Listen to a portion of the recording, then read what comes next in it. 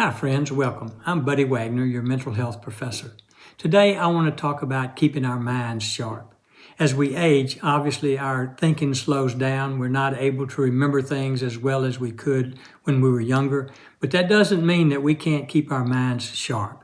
And so I want to share with you today the things that I think are important in keeping our minds sharp. And the first one is learning new things.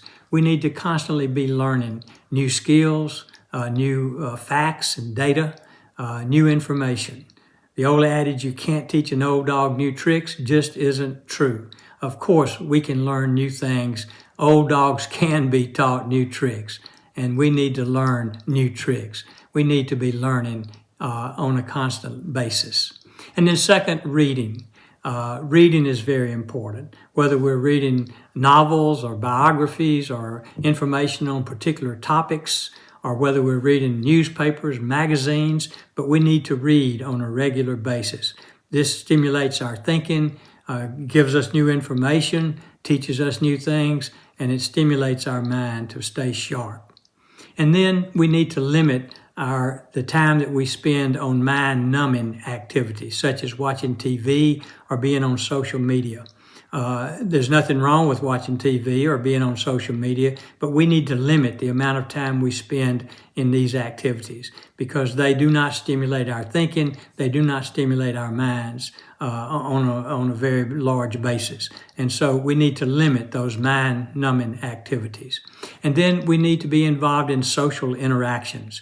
We need to interact with others, whether that be through eating a meal with other friends, or inviting friends over to our house for a visit, or whether it involves being in clubs or church activities.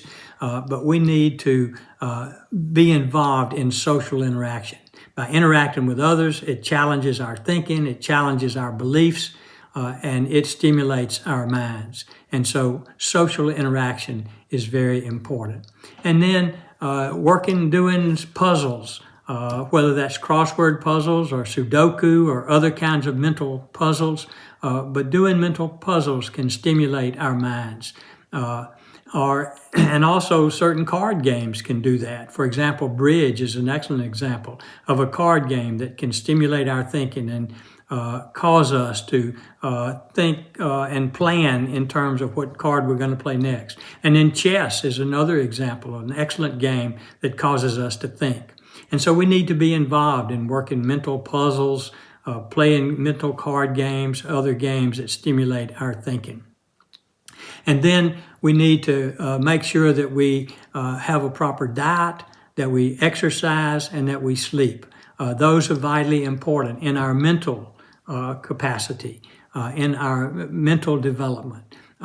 If we're not eating a healthy diet, that's going to affect how we think and how healthy our mental capacity is. And so we need to make sure that we eat healthily, which of course means eating plenty of fruits and vegetables, limiting our intake of beef and pork and sugar, and also in terms of how much we eat, we certainly need to limit our intake to a healthy amount, but also when we eat.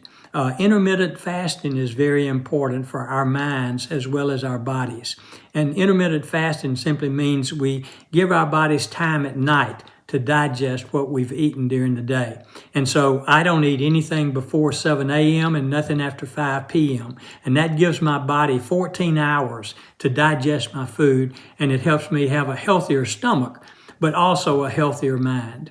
And then, of course, exercise is important for our mental as well as our physical well-being. By doing physical exercise, it causes our hearts to pump our blood, and more blood is getting to our brain, and it's affecting our mental capacity. Also, exercise helps us feel better emotionally. And so exercise is important for our mental capacity. And then sleep. If you're not getting 8 hours of sleep, a minimum of 8 hours of sleep a night, you're not getting enough sleep. And being sleep deprived affects your mental capacity. You're not able to think as clearly and as well if you're sleep deprived. So sleeping is very important. So these are the things that are important to me in terms of my mental capacity and keeping my mind sharp. I hope this has been helpful to you. If so, please hit the like button and the subscribe button. And if you know someone who could use this information, please share it with them. I'm Buddy Wagner, your mental health professor, wishing you the best of mental health.